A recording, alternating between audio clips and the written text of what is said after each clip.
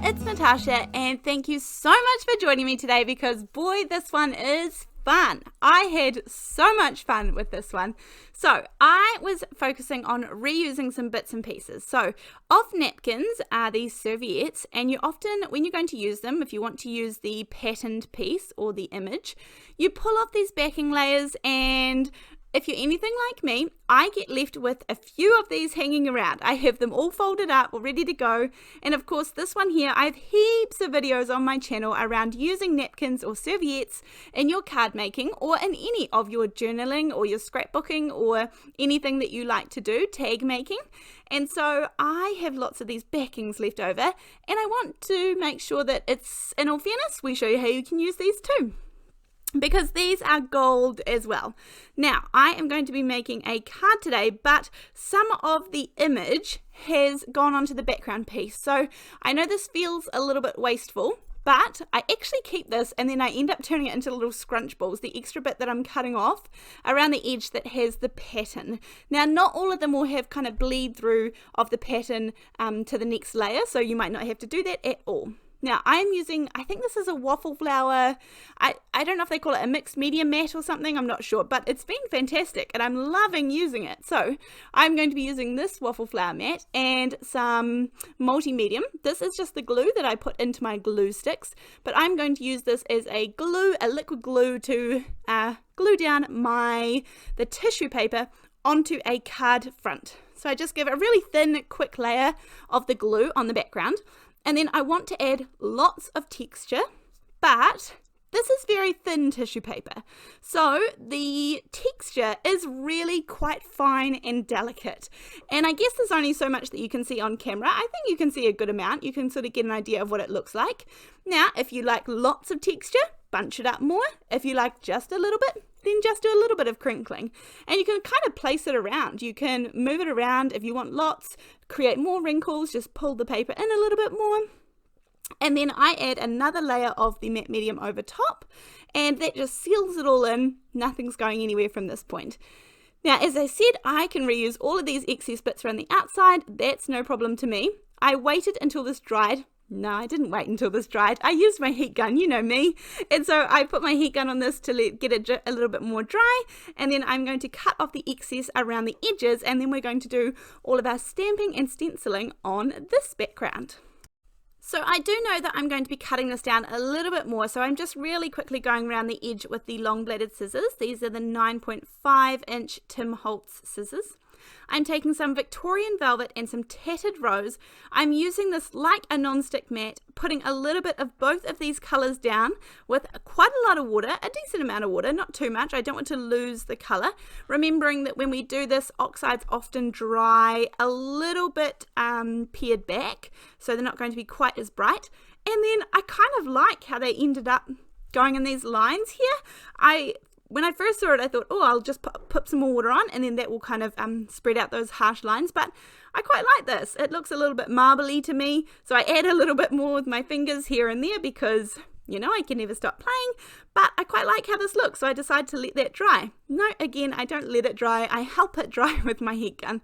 So I am going to remember, obviously, that this is going to be pared back, and we're just creating the background. So this color will shine through. You'll still be able to see it really well, but it will just be a little bit less bright.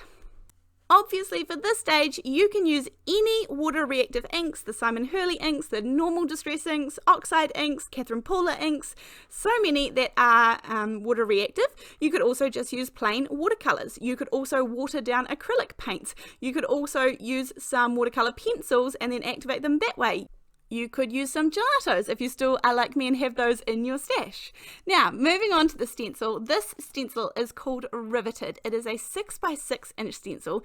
And although this is probably meant for like the steampunky or I don't know, a little more mechanical, I thought this kind of reminds me of the dress patterns, the clothing patterns. And so why not pop a little bit of this on? I'm using some Morning Mist color. This happens to be a VersaFine Clair ink, and I'm just using a little little sponge to pop it on.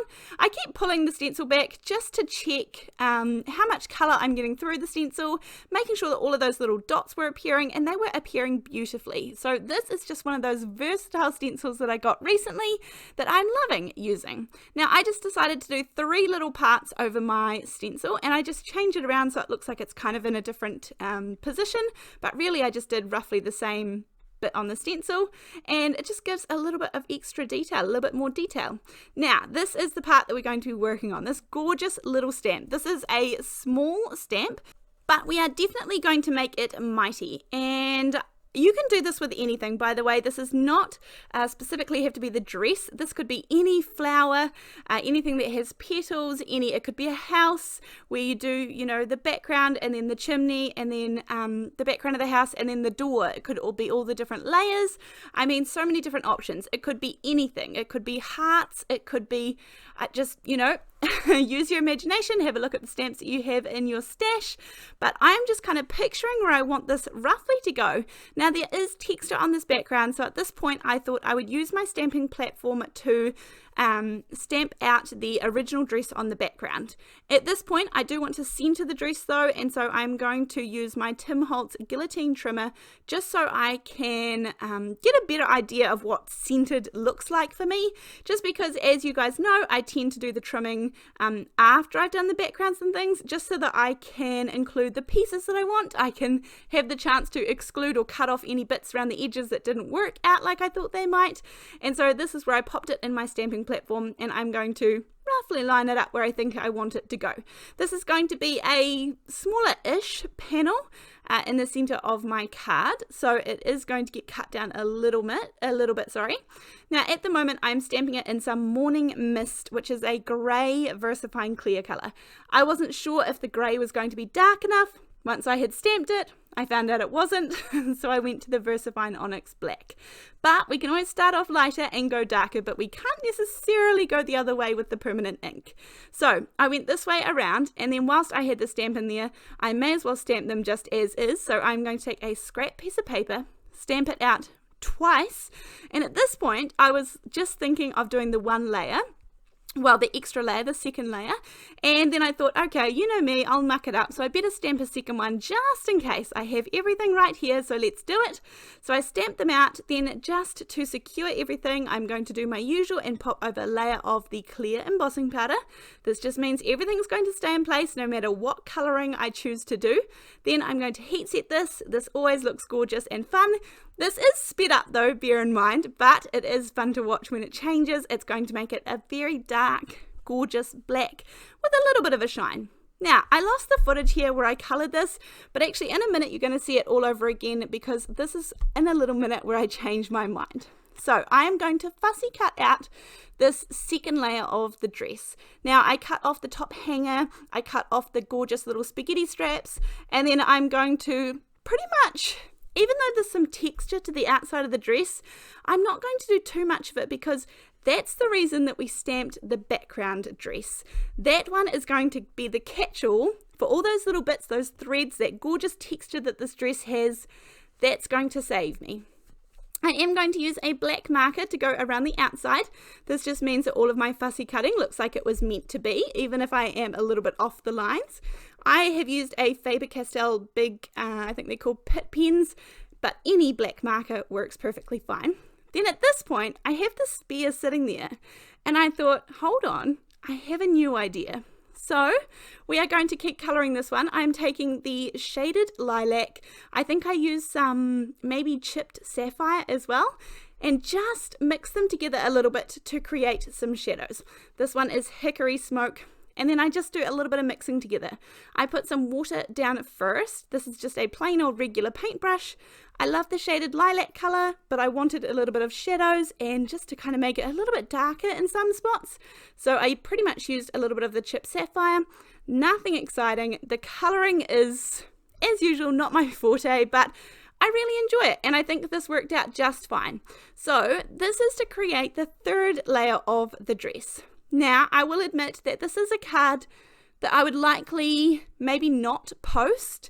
If you do, I'm sure it's going to cost you a little bit of extra postage. But this layer, we are going to cut off the bottom of the dress, which is actually the back of the dress, and we are just going to have this front bit popped up. Again, I'm going to fussy cut around this. This is super simple, super easy. I give it a little bit of texture down the bottom, but pretty easy. And then I can notice a little bit of white down the side, so I trim that off too. And again, the background image is going to save us from all of that. Again, pop round it with the black pen, super easy, and this just changes the core from white to the black, just like the rest of the stamping. So that was super simple, really easy, very quick colouring, and I just used the Waffle Flower Media Matte again. Then from here, it's kind of a case of putting everything together. This is where everything's going to come together nicely.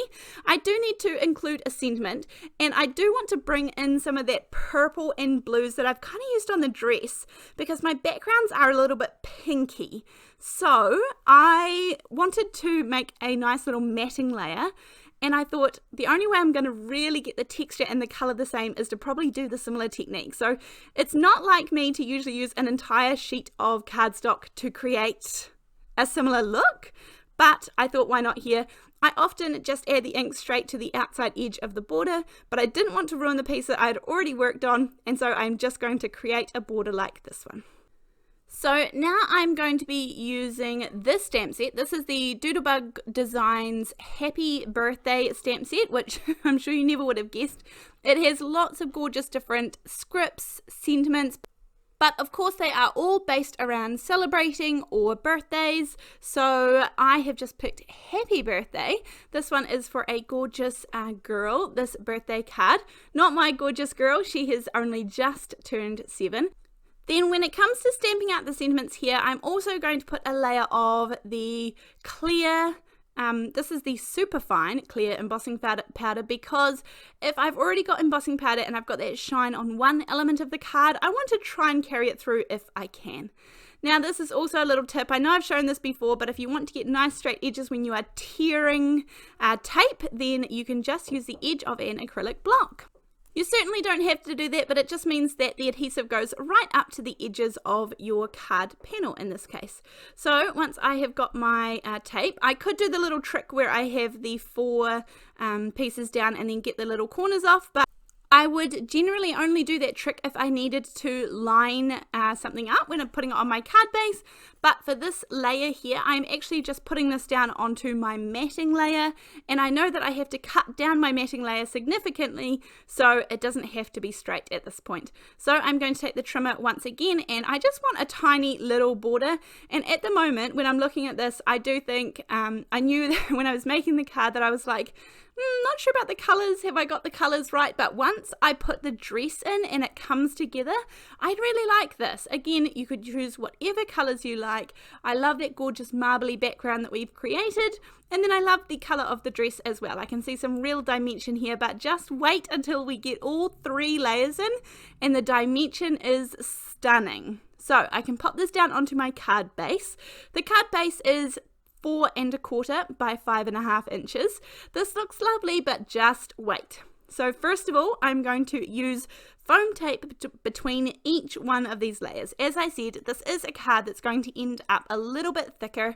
If you don't want it to be quite as thick, then there are thin foam tapes out there, or you could just use some sort of really thin packaging, like put a piece of thick cardboard in between each layer.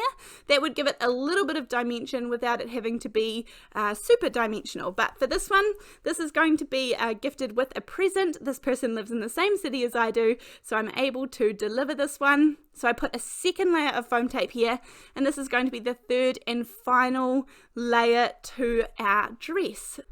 Now actually, after I finished filming, I thought that I may even add some glossy accents to the top layer of the dress, but I can't decide. Let me know in the comment section down below. Should I do that? Now, the dimension is stunning on this. I can't even capture it all on the camera, but just gorgeous. So thank you so much for watching today. I hope that you've enjoyed this video. I will have links below to the products, and of course a link to the Buy Me a Coffee if you're interested in supporting my channel. Thank you so much, and I look forward to seeing you next time. Thanks, bye!